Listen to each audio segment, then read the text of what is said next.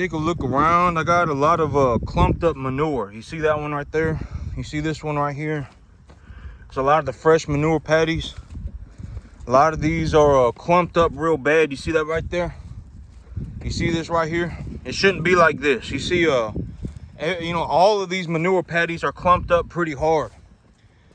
And so right now I figured what I'm gonna do. Okay, so when I fed these animals 4 buckets of corn and 2 buckets of dried distillers grains, they pooped out a whole bunch of corn. And so I don't have any signs of acidosis. I don't see any diarrhea anywhere. I don't see any diarrhea at all. And so right now I'm increasing the amount of grain. I'm increasing the amount of dried distillers grains these animals are getting so that I can loosen up their stool. And so when I was feeding them 4 buckets of corn and 2 buckets of dried distillers grains in the evening, when I was doing that, I was feeding them I was feeding them 3 buckets of corn in the morning and 1 bucket of dried distillers grains in the morning as well. And so right now I got them on 3 buckets of corn and 2 buckets of dried distillers grains in the morning, and 3 buckets of corn and 2 buckets of dried distillers grains in the evening. And so I reduced the amount of corn that they're getting by 1 bucket, and I replaced it with a bucket of dried distillers grains. And so right now things are going good. I'm keeping a close eye on my animals. I haven't seen an animal get bloat yet. I haven't seen an animal get bloated up yet, and I haven't seen I've seen but this animal, she's the one with the purple ear tag in her ear. She's got stage 1 bloat. But when I change these animals, or whenever you change an animal over on their diet, especially if you're going to feed them pretty substantially, you got to keep an eye on them, because realistically what's going to happen is that these animals, when you change their feed, some of these animals are going to take to the feed faster than the other ones. And so in a controlled environment, in like a perfect scenario, each one of these animals would just eat their portion and then call it a day, right? The bigger ones would eat a little bit more, the smaller ones would eat a little bit less, and then it's good. We're good to go, right? In a realistic, in an ideal situation, that would be the case, right? Everybody would eat their portion. The big ones would eat their portion. They would eat a bit more. They would eat proportionately more, and then the small ones would eat proportionately less. And then everybody would just eat their fill, and then we'd call it a day. But in reality, that's not the case. It's like me. I'm putting the feed out into the troughs, and an animal comes up and hits me from behind, and I accidentally spill a little bit more feed into one trough. It's dark outside, I can't see, and so I accidentally put more corn in one trough than the other. These animals, they all slam pack into 4 troughs when I got 5 troughs. The bigger ones are pushing the small ones out the way. Some of the animals are taking to the feed faster than the other ones, and they're just gorging themselves, and then the small ones are still trying to figure it out, and they're nibbling at it. Reality, that's what it looks like. And so if this was an ideal situation, it would be like the animals line up evenly across the entire trough, and everybody just eating their portion, right? The bigger ones are going to eat a bit more, and the small ones are going to eat a bit less, are going to eat proportionally less. But in reality, that's not the case. And so, I'm keeping an eye on them. I don't see any signs of acidosis. I don't, except for that one animal that she's just a little bit of a bloater. She does bloat a little bit. She got stage 1 bloat, and I'll keep an eye on her. Make sure that doesn't go. If it starts to progress to a stage 2 bloat, then I will have to address that. I don't want these animals going into a stage 2 bloat. If they go into a stage 2 bloat, if it gets any worse from that, they're gonna die. And so right now, I figured that what I'm going to talk about, I've always said evaluate things for the numbers, right? And so maybe if I talk, or when I talk about what is going through my life right now, maybe you'll start to understand. Me, I got this new field squared away, right? I haven't even started to cash flow it. I have a 6-month option contract on this property to start making money on it, right? I have a 6-month window. I have a 6-month option contract on this property to start making money on it. And when I start making money on it, I've always said that when you go to the bank, one of the best conversations you can have with the banker is to show the banker the asset and then show the money that is being produced by the asset. That is one of the best conversations that you can have with a banker. When you go into the bank, if you want leverage, realistically, the best way that I understand to get leverage is to leverage your cash flow. You go into the bank and you say, hey, banker, I have this asset. I have this 50-acre field, and this 50-acre field makes me $200,000 a year. I have this 50-acre field and it makes me $150,000 a year. And then you show the banker the money. I have this 50-acre field, it makes me $150,000 a year. You show it to the banker, and then you ask the banker to leverage your cash flow. That is the most, if you want to know how to talk to a banker, that's how you do it. I was saying yesterday, it doesn't matter who you're talking to, right? If you're going to talk to somebody who can genuinely define your financials, right? They can legitimately, they are going to be the ones that fund your project or whatever it may be. It does not matter if you're talking about the beef industry, right? Like me, why do I raise animals to a commercial standard, right? Why do I raise commercial animals to a commercial standard? Because I don't make the guidelines for beef quality. Who does? The beef industry, right? The multi-billion-dollar beef industry. The trillion-dollar beef industry, they are the ones that make the guidelines for animals. How should your animals, what body conditioning score should your animals be? What type of animals should you have, etc. What animals get paid for the most, etc., etc. I'm not the one who defines these things, right? The beef industry defines these things.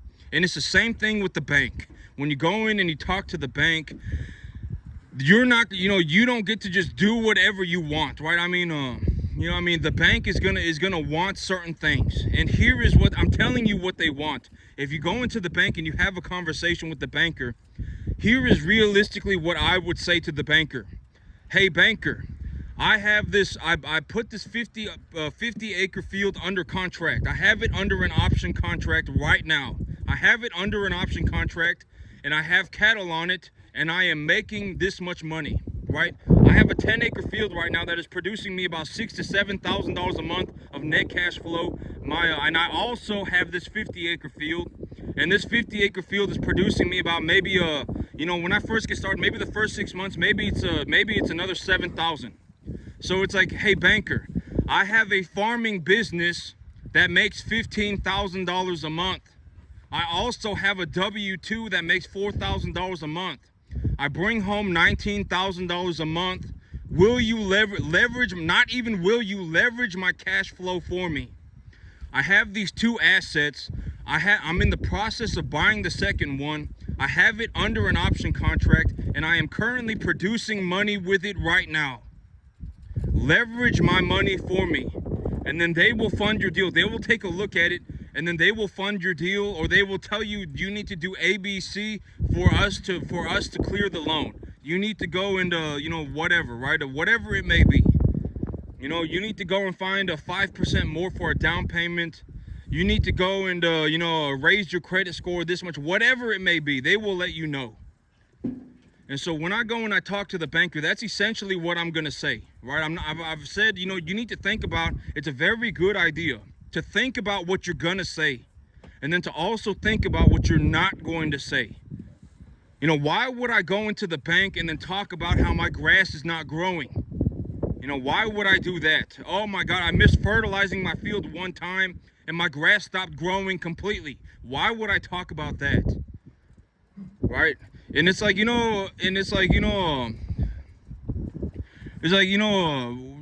talk about clearing the loan. I make $7,000 a month on this 10-acre field. I make $7,000 a month. I'm looking to buy a 50-acre field. I have it under an option contract, and I have it cash flowing right now. On Monday, this coming Monday, the surveyors are going to be out there on the piece of property, and they're going to find the perimeter of the property. And then once they find the perimeter of the property and they get it all set, I'm going to start building the fence. And then we're going to build the fence, and I'm going to drill the well. And here in about a month, I'll have cattle over on that field. And when I have cattle over on that field, I can bring more cattle in over here. And so, you know, and realistically, I want to put cattle on grass until they're about 850. I don't want to be taking animals to the sale barn when they're 550. You know, realistically, I just don't want to do it. It's not, you know, I can make money on it, but it's like, you know, if I can grow grass, okay, because here's the thing. It's like, you know, for me to grow grass, you know, when the urea price is at about 550 a ton, when urea prices are at about 550 a ton, for me to grow enough grass to feed 500 pound cattle up to 800 pounds, it would cost about $15 a month per animal. You know, for $15 a month, let's say I have to put them on grass for 5 months. For me to get them from 500 to 800, let's say I have to put them on grass for 4 months. So I put $60 into the animal. And if I take them from 500 to 800, I'll make like an extra $400 on that animal. So I put $60 into the animal and I made $400 back. You know, realistically, I want to be putting these animals on grass until they're about 850. You know, I'll make an extra $400 or $500 on the animal. So it's like I put $60, $75 into the animal and I made like $400 or $500 back. Right, and so I want to be in a situation where I'm taking animals up to about 850. And here's the numbers, okay? And you know, it's like I'll give you my perspective, because maybe when I give my perspective, you know, because a lot of people are in a situation. I'm just gonna be honest. A lot of people are in a situation that they will, you know, 1 out of 1,000 people will ever see a rich person in their entire life. I can almost guarantee it. Like me personally, I have not seen another person, you know, who generates as much money as me. I have not seen one single person that I know of to this day. You know, not a single person. You know, $5 million a year is not a drastic amount of money, but it is enough money to essentially be like, you know, I haven't seen a person with my own 2 eyes that generates this much. You know, I haven't seen it, right? And here's a way for me to put it. I haven't even started to cash flow my new field yet. Right? I got this new field. I haven't even started to cash flow it yet. And I'm already on about $1.5 million, about $1.25 million and about $1.5 million. You know, when I take a look at my real estate assets, that's about $1 million. And then when I take a look at the cash flow that is being produced by my business, and I multiply it, you know, and I multiply it by a 3 to 5 multiplier. You know, I multiply the revenue that is, you know, I multiply the earnings by 3 to 5, which is a very reasonable estimate. You know, and it's like I make like you know, on the average year, I make like $70,000 a year on this farm, right? I make about $70,000 a year, $60,000 a year if I lowball myself. And let's say I multiply that by 5, you know, that's 300 grand, right? I mean, I'm already sitting on like $1.3 million. $1 million is pretty much $1.25 million, $1.5 million. And I haven't even started to cash flow my new field yet. I haven't even started to run cattle on my new field yet. And I'm already sitting on $1.5 million. $1.25 million. And so it's like when I, you know, evaluate it for money, I've always said you need to learn how to evaluate things for money, right? You know, and it's like, you know, about 1/3 of my entire net worth, 1/3 of my entire net worth is tied up into my, you know, maybe even about half of my entire net worth. Actually, when I include the real estate, all of my net worth, practically all of it, is tied into my cattle farm.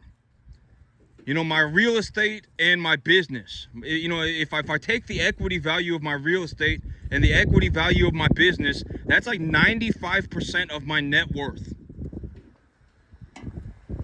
And so, you know, it's like when you take a look at something, you need to be able to evaluate it for the money that is involved.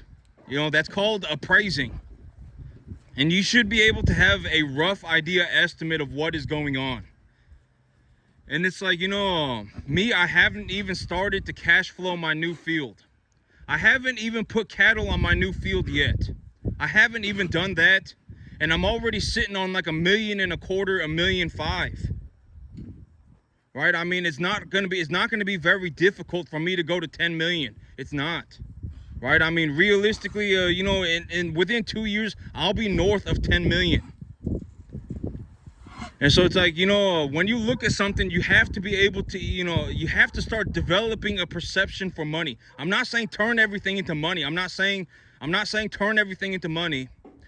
But, it's like at the end of the day, I've already talked about this, like 20,000 times. Being poor is not going to do you any good. If you're poor, you could legitimately do anything that you could as a poor person, as a rich person. You could. It's not like, oh my God, now that I'm poor, I have advantages. It's legitimately everything that you could do as a poor person, you could do it as a rich person. And so it's like you need to start developing. I would highly suggest developing a perception for money. When you look at something, you can evaluate it for the money that is involved. Like when you look at this farm right here and you go, okay, and I'll take y'all to my new farm as well, and y'all can take a look at it. On Monday, the surveyors are going to be out there, and they're going to be drawing up the property. And once the property's drawn up, I'm going to get a fence put in, and I'm going to get a well drilled as well. And so, it's like me, I haven't even put cattle on my new field yet, and I'm already sitting on about $1.25 million. And it's like when you take a look at things, you need to be able to understand how much evaluated for how much money is involved, right? It's been like what, 1 year and 3 months, right? It's been 1 year and 3 months, and I've generated, my business is 1 year and 3 months old. And, essentially if I consider it from the tax year to, the tax year from when essentially I've been in the cattle business for about 2 years, for about 2.5 years. And in those 2 to 2.5 years, I turned 12 grand into about $2 million. Right? I mean, you need to be able to look at things and understand how much money's involved. Over the course of about 2 to 2.5 years, I turned about $12,000 that I had into about $2 million, north of $2 million. When I start cash flowing my new field, I will start producing probably 3 to 4 times more money than I have right now. And it's like, evaluate things for the money that is involved. When you look at your cattle, I would highly suggest that if you're going to get in the cattle business, that you get in the commercial cattle business. I would highly suggest. Because at the end of the day, the commercial cattle industry are the people with the big bucks. You don't want to be in a situation where you're like, you're on some La La Land adventure, right? You want to raise commercial cattle to a commercial standard and then sell them to the commercial beef industry. I would highly suggest doing so. Because the moment you start getting into the situation where you're looking to throw a Hail Mary, oh my God, if I raise this breed of cattle and everything worked out for me in a mystical, magical fashion, then I can make some money that's not a good idea. I would highly suggest running commercial cattle to a commercial standard. Learn what a commercial standard is and learn what a commercial animal is. And then raise the commercial animals to a commercial standard. Because at the end of the day, the commercial beef industry are the people with the big bucks. You want to find somebody who will write you a $50,000 check like it's nothing, then sell beef to the commercial industry. I was talking about this yesterday, but you want to be able to evaluate money.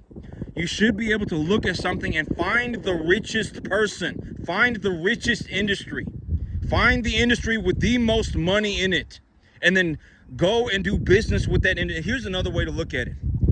Let's say you're making microchips. You don't want to be in a situation where you are trying to sell microchips yourself. You don't want to be selling microchips. Let's say you're really good at making microchips or whatever it is, you're really good at it, right? You don't want to be in a situation where you're just taking your microchips and selling them on the free market, because nobody's going to know what you're doing. What am I going to do with the microchip? But who's going to understand if you make a good microchip? Microsoft. You want to take your microchip, and if you're genuinely good, if you can genuinely make a good microchip, and you know that you can, like you understand fundamentally that you can. It does not matter that nobody understands. It does not matter. You understand that you can make a world-class microchip. You understand that you can. Then take your microchip and sell it to Microsoft. They'll buy 1,000 units off of you, no problem. How many can you make? Can you make 100,000 units for us a week? Can you make 1 million units for us a week? You know, Microsoft are the people with the big bucks. And it's the same way with the commercial beef industry. How many cattle can you bring us? Just bring us all of them. That's the kind of business that you want to be in. You want to evaluate things for money, find the richest, most lucrative business people, and then go and do business with them. Because at the end of the day, I've already talked about this, being rich is not like, you know, you're a bad person because you're rich. You know, if you're poor, I can find a person who is just as horrible as of a person that, and they're poor, than I could as a rich person. Like if you found one rich person and they were just a horrible person, I could find you a poor person that is just as bad. Right? I mean, it's not like being rich makes you a bad person. Being rich does not make you a good person. I would highly suggest doing business with rich people. Right? It's like if you're building microchips and you understand that you can create a world-class microchip. Like you understand the microchip market very well. You understand the market. And you understand that you can create a world-class microchip, then don't take that microchip and start trying to sell it to people who have zero idea what you're doing. Why would you do that? They're not going to even understand what you're doing. You could legitimately be handing them the world's greatest microchip and they would have zero idea. Why would you sell it to them? Don't even attempt to do that. Take your microchip and sell it to Microsoft. Sell it to Apple, right? I mean, how many units can you bring us? Bring me 1,000 units a week. Bring me 100,000 units a week. Can you do that? Right? Those are the people that you want to do business with. Because at the end of the day, it's like, you know, I think maybe people don't understand. Or, you know, maybe when I'll just give you my perspective. There are legitimately people out there that will write you they will give you a loan for $1 million tomorrow for $4,000 a month. That is, you know, there are legitimately people that will do that. There are people that if you take them $50,000 worth of cattle, they will write you a $50,000 check every single week. They will write you a $50,000 check every single day if you just bring them cattle. There are people out there that will do that. And so it's like, you know, learn to evaluate money. When you look at somebody, and here's the thing. It's like, you know, when it comes to like making a large sum of money, 1 out of 1,000 people, and I'm being dead serious. I'm not saying this to, you know, I'm just gonna be honest.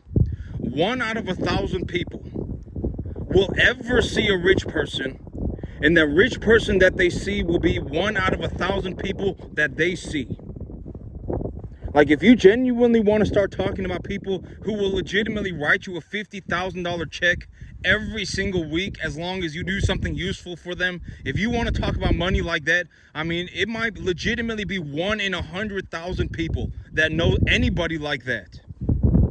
That knows anybody like that. It may genuinely be like 1 in 100,000. And me, the only people that I know like that is the commercial beef industry.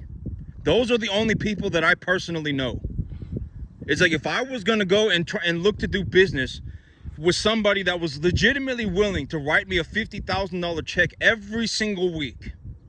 Legitimately every single week they will write me a $50,000 check as long as I do business with them. You know, I do business with them to a reasonable degree.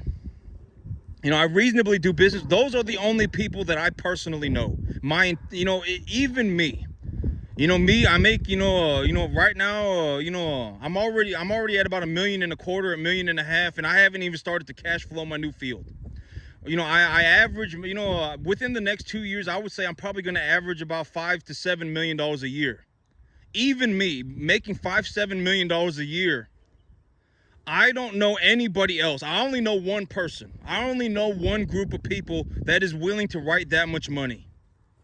Genuinely, that is my perspective. If you want to know my perspective, if you find somebody, a group of people in industry, whatever it may be, that you can do business with, who will genuinely write you a $50,000 check every single week like it's nothing. Maybe even they'd probably even write me a $5 million check every week if I gave them a good reason to. I'm being dead serious. That is how much money's involved. That is how much money, you know, that we're talking about. I only know one group of people, even me, making five, you know, right now I've averaged just about over $1 million a year, right? I haven't even started to cash flow my new field, and I'm sitting on about $1.25 million and $1.5 million or so like that. In the next 2 years, once I start cash flowing my new field, I'll probably get up to about $5-7 million a year. And even me, you know, even me making this much money, I only know one group of people that will write money like that. I don't know anybody else. That is how rare it is. Right? It's like once you get to the point where it's like you actually find somebody who will write you a $50,000 check every single week. They will write you a $5 million check every single week. We're not, you know, we may honestly be talking about 1 out of 100,000 people that actually know how to do business with these people to that standard. They are legitimately, you know, it may even be less. The more money that is involved, the less people that qualify. And even me, right? It's like making, you know, a couple $1 million a year, generating about a couple $1 million a year. Even me, I don't know anybody else other than these group of people that will do something like that. I only know one group, and that's it, right? And it's like, you know, but that's how it is. You know, when it comes to money, you need to be able to evaluate where the money, you know, how much money is involved and where is the money, right? You know, when I take a look at this industry and I take a look at the business that they're operating, this is how much money I anticipate that is involved with these people, right? This is how much money that I anticipate that these, you know, that I evaluate these people for this much money. The commercial beef industry is a multi-billion dollar business, right? Maybe even $1 trillion business. And they, you know, and they feed people every single day, right? I mean, if there's no meat, then there's no meat. People don't eat. And so it's like, even me, I only know one group of people that will write money like that. I make a few $1 million a year. I generate a few $1 million a year, right? I generate a few $1 million a year, and still at this point in my life, it's not like I walked into a room and it was like the Illuminati, right? It's not like that. Like it wasn't like, oh my God, Mr. Chung making $5 million a year. Let's invite him to the Illuminati meeting. It's not like that, right? It's like I legitimately, throughout my business career, throughout my entire business life, as I've conducted business and taken a look around for opportunities, I've only found one group of people. I've only found one group of people that are genuinely like, I will write you a $50,000 check every single week if you give me a good reason to do it. I've legitimately only found one group of people like that. And that is the commercial beef industry. And it's like, here's the thing. You know, and I'm just going to talk about my perspective. Let's say you woke up tomorrow, and let's just take it off of me for a second. Let's just say you woke up tomorrow and you took a look at your life and you're like, you know what? Over the last 2 years, I generated, you know, I took this $12,000 that I had. And over the last 2 years, I turned that 12 grand into about two and a quarter. I turned that into about $2,250,000, right? Let's say, you know, imagine that it's not me, because I feel like, you know, if I talk about me, it just comes off different. But imagine that it's somebody else. Imagine that it's not me. Imagine that it's you. You woke up tomorrow and you said, you know what? I had $12,000 in my bank account 2 years ago, and now I'm sitting on about $2.5 million worth of equity, right? It's generating me about 12% a month. I'm making about $20,000, maybe about, you know, $25,000 a month of net profit. You know, I'm making about $25,000 a month, $20,000 a month. Let's say it's you, and let's just take the light off of me for a second. Right? And then it's like, you know, me, I'm just going to be honest. And then it's like, when you start to understand what is going on, then maybe it will be like, oh, you know, this makes more sense now, right? Because I've always said, you know, the thing about wealth disparity, and it's even me and other people too. You know, it's like me, I may make $5-7 million a year. You know, I may generate $5 to $7 million a year, and I may cash flow it, you know, 12% or so, 12-14%. You You know, if I'm given if I'm given an equity portfolio, and not if I'm given an equity portfolio, because it would have to essentially be farming. But when I put my equity portfolio together, I make about a 12 to 14% return on my capital, right? And so, but imagine that it's not me, and imagine that it's you.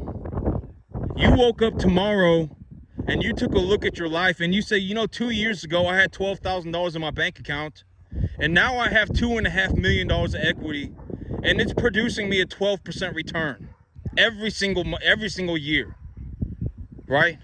I have $2.5 million in equity. I pay about $4,000 or $5,000 a month for it. A drastic amount of my equity is tied into the cash flow of my business. I essentially just printed my own money. And now here I am. I got $2.5 million worth of equity.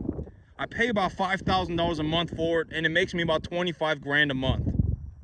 Now and I would guarantee that 99.999% of the entire population of the earth, if they were put in my situation, would have imploded a long time ago. They would not make it to this point without imploding. I guarantee. I would be willing to bet 50 to 1.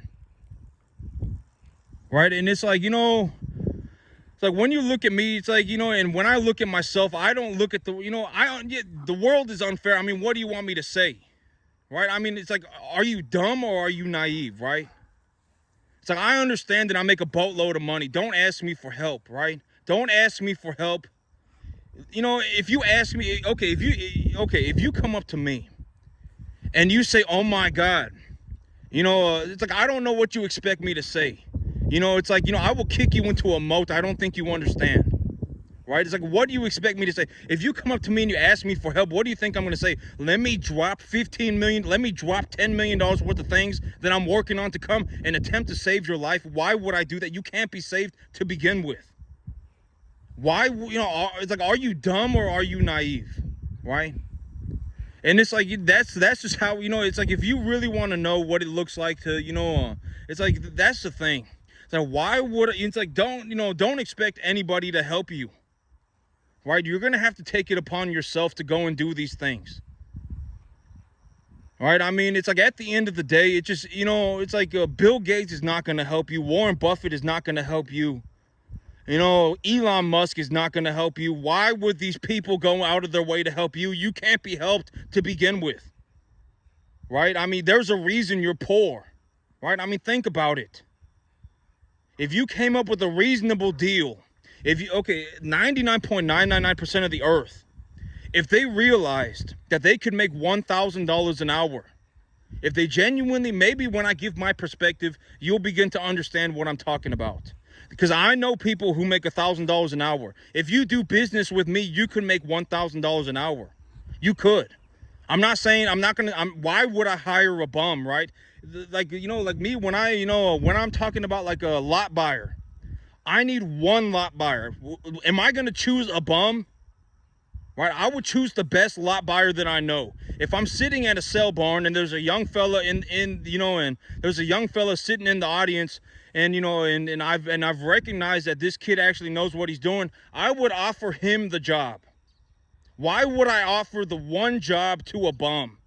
And it's like, I've seen you here buying cattle, every single time that I've been here, I've seen you buy cattle. I've seen the type of cattle that you buy. And, and I wanted to, if you offer me your value, I will offer you my value as well. You're sitting here at the sale barn already. Just buy cattle for me as well. You can make $500 a day.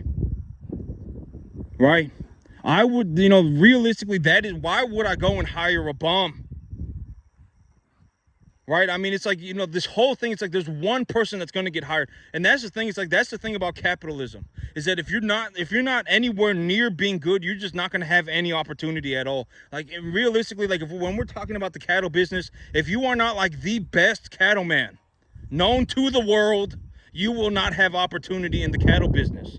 Because why? Because there are these multi-billion-dollar feed yards, with 5, 6, 7, PhDs walking around taking care of these cattle. And, it's like, it's like, you know, how, you know, unless you are like the best cattleman on the freaking planet, you cannot compete with these people.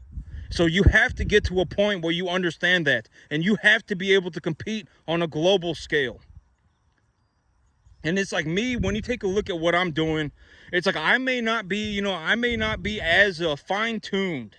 I may not be as fine-tuned as these big feed yards, right? Because these big feed yards, they got, you know, 7, 8, 9, 10 PhDs walking around, you know, veterinarians, animal nutritionists, bovine animal specialists. They got all these people walking around doing their thing, right? And they're fine-tuning their machine. But me, it's like, you know, it's like me, I am able to do things at least to a certain point where it makes me very profitable. And realistically, if you took one of these PhDs, you know, if you took one of these PhDs and I went again, and they were just, you know, they had to run a feed yard, they had to run cattle better than me, chances are they would look handicapped, right? I mean, I would legitimately like destroy this person. It wouldn't even be close, right? And it's like, you know, at the end of the day, if you cannot compete at a very high level, you cannot make money. You have to become aware of this. And it's like, how do you compete at a very high level? You need to put in a lot of effort over a long period of time. There is no shortcut. I'm not going to, why would I tell you that you can make it? Nobody's going to make it. Right? I mean, if you have 10,000 people show up and they say, I want to be a cattleman, 9,999.9 are not going to make it. Maybe 1 out of a million are going to make it. And when you look at wealth disparity, that's why it ends up like that. Why do you have somebody who's making $5 million a year and then the person who's in second place is making $250,000? Why is the person in first place making 25 times more money than the person? Why is the person in first place making, 40 times more money than the person in second place? Why is that happening? That is why. It's because, it's like if you want to know what wealth disparity looks like, that is what it looks like.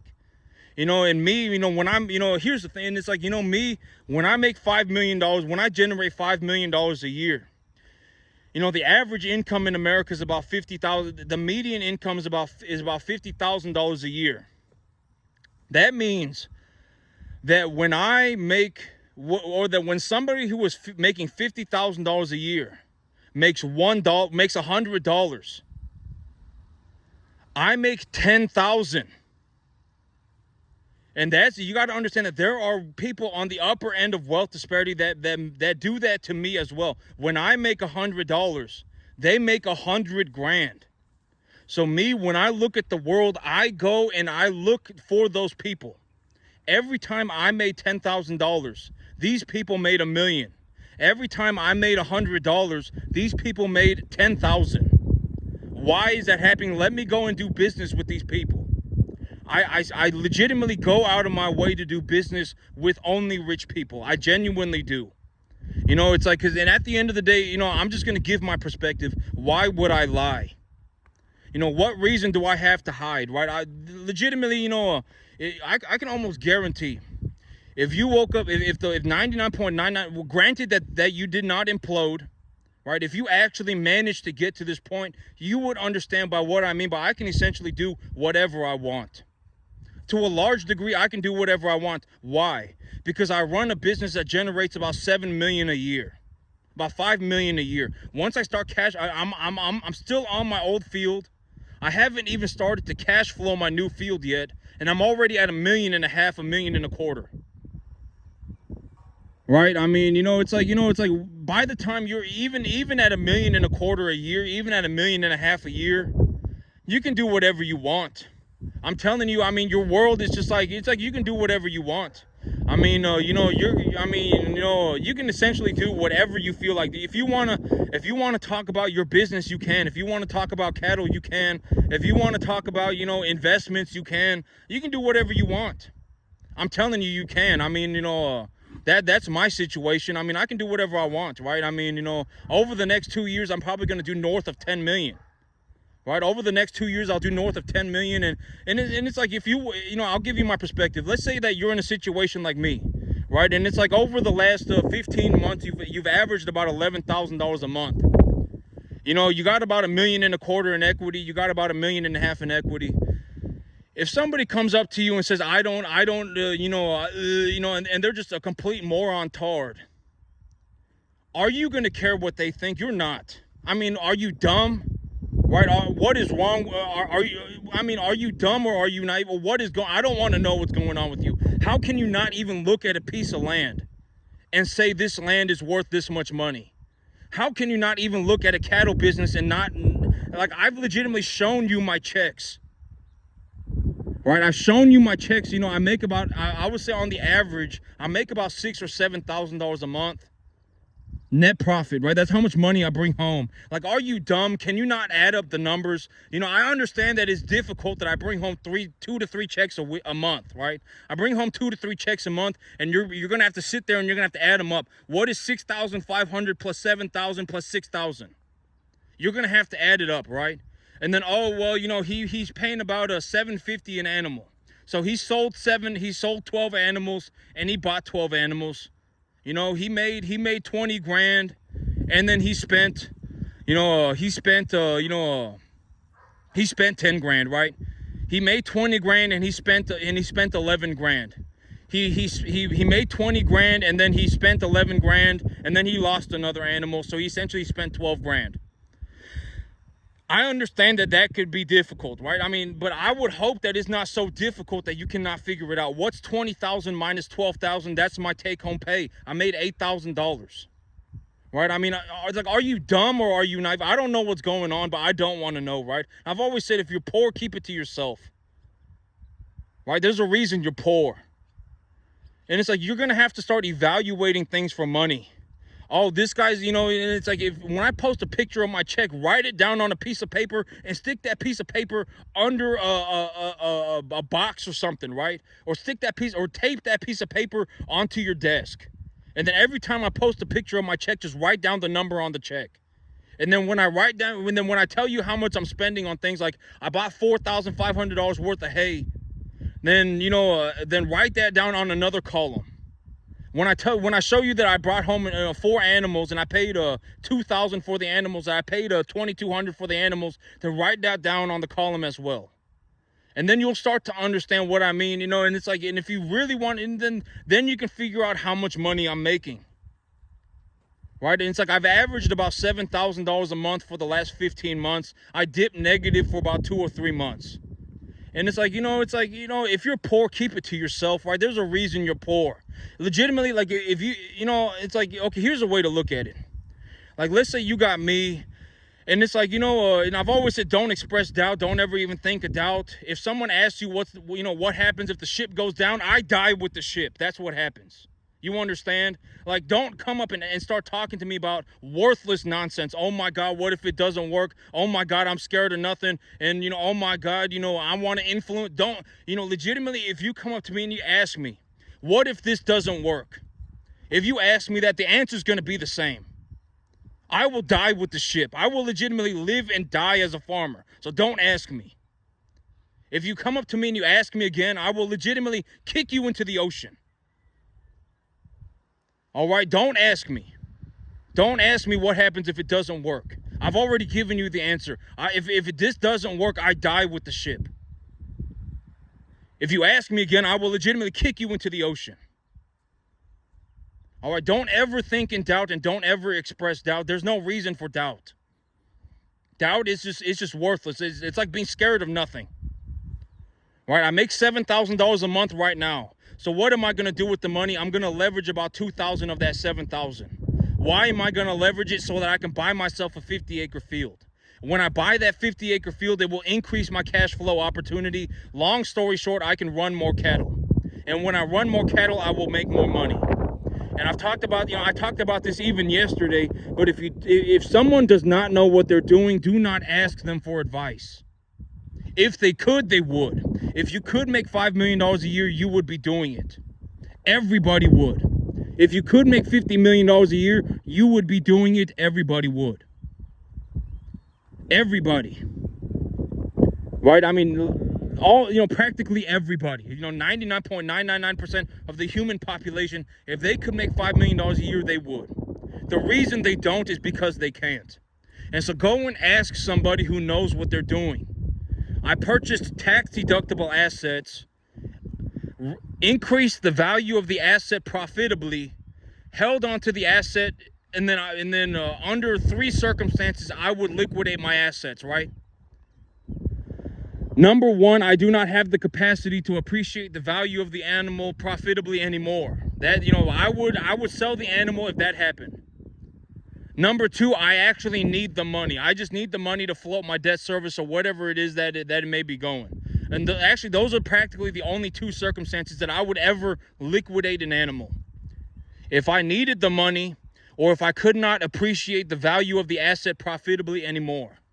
And it's like, when you ask me, how did I do this? I turned about $12,000 into about $2 million over 2 years. If you ask me, I will tell you, right? I will tell you this is exactly how I did it. I took my 12 grand, and I was looking around. I was doing different things in the cattle business.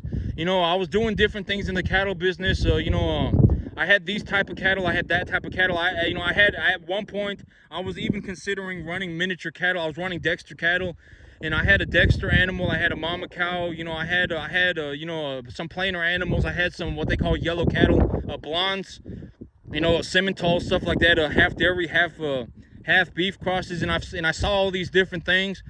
And then I was, fiddle farting around with things. And then I realized that when I got into the stocker calf business, I was running some stocker calves. And when I started running these stocker calves, I realized that I was at least making all my money back. I was taking a look at the money. I was taking a look at the money. And when I put the money into these stocker calves and I took them to the market, I realized that I made all my money back. I didn't make much of a profit, if at any at all, but at least I made my money back. And so that was the beginning point of me getting into the stocker calf business. And then I got into the stocker calf business. And when I got into the stocker calf business, I invested 12 grand. And when I had finished investing that 12 grand, I realized that I was doing real good for myself. That I was in a situation where I was making all my money back again. And so I went to the bank and took a loan for 20 grand. And I invested that 20 grand on top of my 12 grand. And I had 32 grand in the thing. And then during that time period, starting from that time period forward, the cattle market legitimately went up like 90%. And so I managed to turn my $30,000 investment into about $90,000 over about 9 months. And then from that moment forward, it essentially propelled my business forward. And now here I am, right? Making about $7,000 a month. That was where I started. That was how I started. And now here I am. And if you want to know the fundamentals of my business, it's like, the big idea of my business is I purchase tax deductible assets. I have an investment funnel.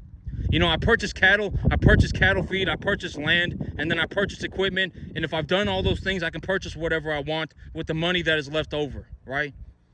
It's like, that is my investment funnel. Why do I invest like that? Because cattle, number 1, cattle are tax deductible.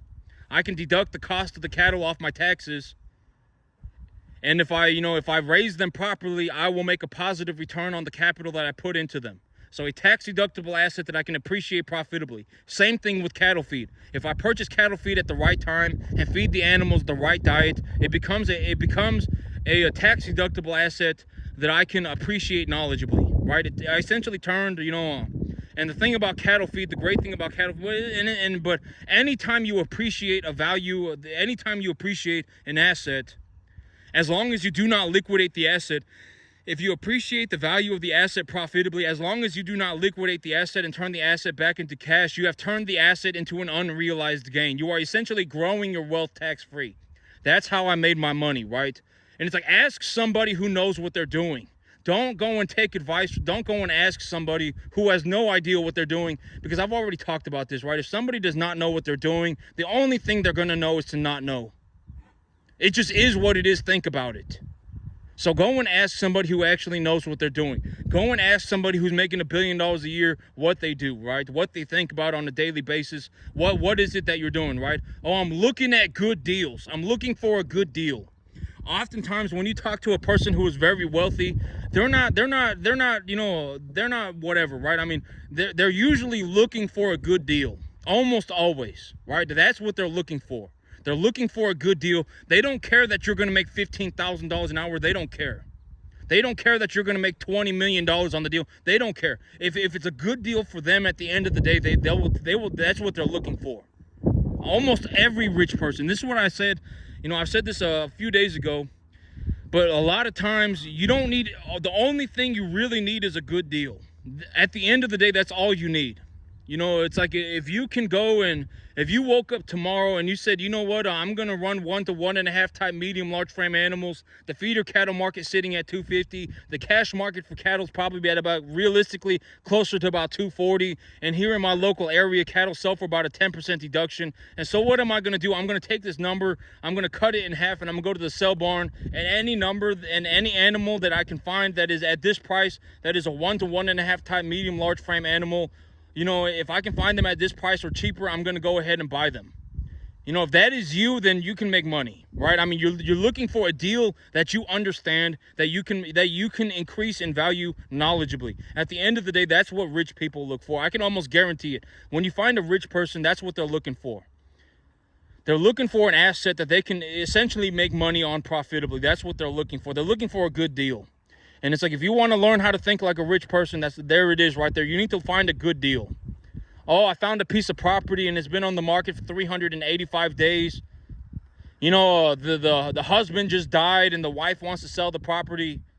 You know, boom, you know, and she's selling it for 25% under market value. That's a good deal. Right? Oh, I found a rental property and it's you know, it's being held by an investment firm for 30. It's been being held by an investment firm for 30 years, and they haven't increased rents in 5 years. They haven't increased rents in 5 years, and the same investment firm has been holding on to the property for 30 years, and now they're looking to sell it. Well, let me go and see if I can make a 1-year non-payment agreement with these people. You know, let me see if I can get better terms or if I can get a better price. Right? Give me a 20% discount. Right? Give me a 1-year non-payment agreement. If they give you either one, you can take the deal to the bank and the bank will fund it for you, right? I've already said this. The big idea of talking to a bank is that when you take a deal to the bank, the best way to do it is say, here, I am purchasing this asset and this asset is producing this much money. That's the best way to do it. Because if the money that the asset is producing will float the debt service for you, then what would the bank be worried about? You, at the end of the day, just you, right? And it's like, as long as you don't come off as a tard, they will fund the deal for you, right? And it's like, you know, and it's like when you talk to the banker, think about what, it does not matter it does not matter. It does not have to be just the banker. If you're going to go and present a deal to somebody, think about what you're going to say and then think about what you're not going to say too. When you go and you talk to the banker for a deal like this, tell them, I have this deal. It produces this much money. Fund it for me. See what they say, right? It produces, you know, fund this deal for me. And if they say, oh, well, you know, we don't want to, you know, we would fund the deal for you if it was, we would fund the deal for you if A, B, C, D, X, Y, Z, right? If you did A, B, C, you know, and then it's like, well, okay, well, let's say the bank says we will fund the deal for you if you put a 10% down. You need to put a 10% down payment on it, and so you take that and you say, okay, thank you, banker, and you go back to your deal, and you take a look at your deal and you're like, okay, you know, my deal is selling for $1 million. My deal is selling for this deal is selling for $1 million. You know, and it's producing $100,000 a year. It's producing $100,000 a year, and it's selling for $100,000, right?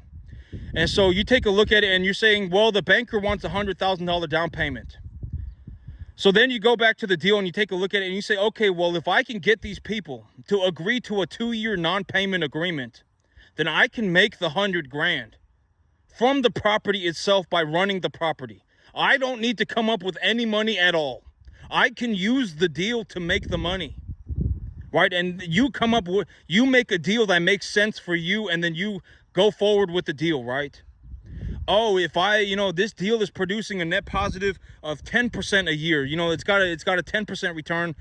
This deal is making a 10% return, and it's being held by an investment firm that's been holding on to the property for 30 years, and they haven't increased rents in 5 years. Well, if I can get these people to agree to a non-payment agreement for 2 years and let me operate the asset for 2 years, Then I can raise the rents over 2 years, and I said, you know, maybe I could take the property from making $100,000 a year to making $110,000 a year. And then I can use the money from the deal itself to fund the deal. If the bank wants a 10% down payment and they would clear everything else, they just want a down payment, then tell them, okay, thank you, banker. You don't sit there and throw a pissy fit, right? Oh my God, I can't believe it. I need to come up with 100 grand. What am I gonna do? Oh my God. You don't do that. You take a look at the deal and you find a way to make the numbers work. Give me a 2-year non-payment agreement, right? Give me a 1-year non-payment agreement and a 10% discount on the listing price. Something. Come up with something. Make sure the numbers work and then move forward with the deal. And it's like, if you have a deal and it's like the banker says, okay, if the loan is going to cost you $8,000 a month and the deal makes $10,000 a month, so we'll float it on that cash flow, but we want you, or the deal makes $9,000 a month, but we're going to charge you $8,000 a month. We want to see more cash flow from the deal. We want to see more cash flow from the deal, and we want a 10% down payment. Then you take the information and you make the numbers work. Okay, you know, give me a 2-year non-payment agreement, and during the 2-year non-payment agreement, you increase the rents, right? And now it's like, okay, the deal is going to float itself. Boom, there you go. Now you're making an extra $2,500 a month. All you did was find a good deal. That's it. You just make sure the numbers work. You find a good deal. You make sure the numbers work, and then you go for it. That's it. That's all you have to do. Don't turn life into a life or death battle. It's not a life or death battle. That's it. You take your deal to the bank, and realistically what you want to say is, I have a deal and it's producing this much money. You show it to the banker, and the banker will tell you, oh, we want to see 10% more cash flow from the deal. We want to see a 10% down payment and 10% more cash flow from the deal. Then you take the deal and you make the deal work. Give me a 2-year non-payment agreement, and then you increase the rents. Boom, you're good to go. If they say no, then go and find a different deal. Don't ever throw a pissy fit. Just go and find a different deal. Right? That's it. That's all you have to do. Don't turn life into a life or death battle for nothing. It's like, you know, it's like every square inch of the way. If you have a life or death battle every square inch of the way, you're never going to make it anywhere. That's all you have to do. Find a good deal, make sure the numbers work for you, and then go forward. And this Monday, we'll go to my new field. You know, we'll go take a look. I don't know if it'll be this Monday, because I got to the sale barn this Monday. But we'll go and take a look at my new field soon as I get a chance. Maybe it'll be on Sunday or something like that. But that's it for me today, YouTube. Y'all have a good one.